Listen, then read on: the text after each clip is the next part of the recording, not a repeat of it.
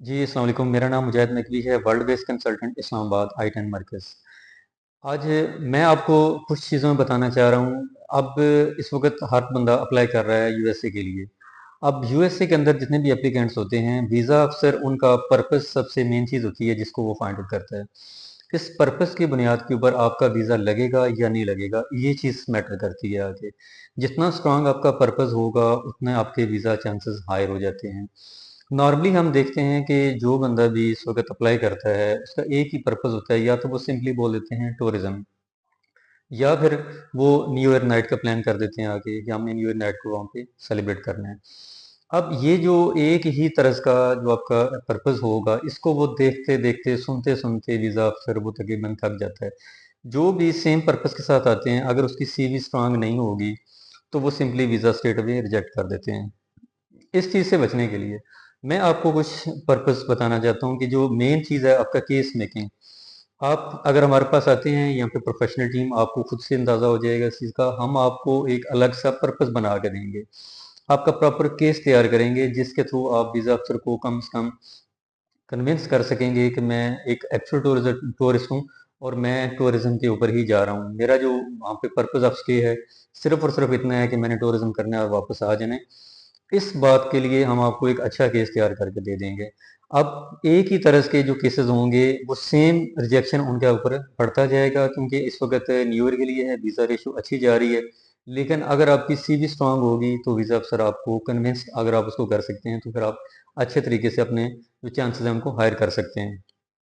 दूसरी चीज़ इसमें ये आ जाएगी कि हम आपको कम से कम इस इंटरव्यू की तैयारी अच्छे से करवाएँगे, जिसमें आपको हम आंसर्स के क्वेश्चन, जितने भी क्वेश्चन होंगे उनके आंसर्स बताएँगे कि आपने किस क्वेश्चन का क्या आंसर देना है।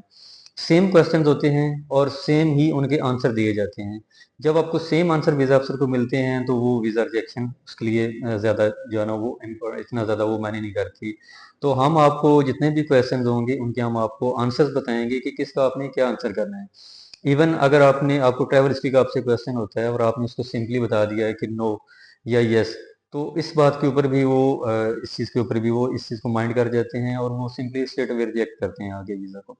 तो हम आपको बताएँगे कि आपने वीज़ा आपने अपनी तैयारी कैसे करनी है, आपका गेटअप कैसे होना चाहिए, आपका कॉस्ट्यूम्स कैसे होने चाहिए, आपका वे ऑफ टॉक, आपकी कम्युनिकेशन बिल्डिंग, फिर उसके साथ आपको जो टिप्स एंड ट्रिक्स होंगे वहाँ पे आंसर्स करने के, ये सारी चीज़ें हम आपको एक ही इसमें सेशन के अंदर आपको सारी चीज़ें को गो थ्रू करवाएँगे।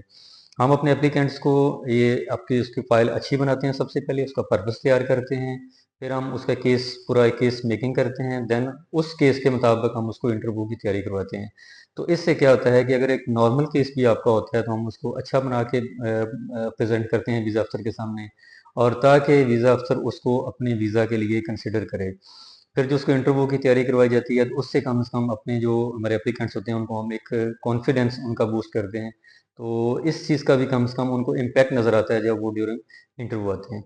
तो आप हमारे पास आएँ, आई-10 मरकज़, यहाँ पे आपको एक प्रोफेशनल टीम के साथ मिलेंगे, एक सेशन करें हमारे साथ, अपना केस स्टडी करें, केस अंडरस्टैंड करें, और इंशाल्लाह अज़ीज़ हम उम्मीद करते हैं कि आपको हमारा जो केस स्टडी है हमारी आपको पसंद आएगी इंशाल्लाह।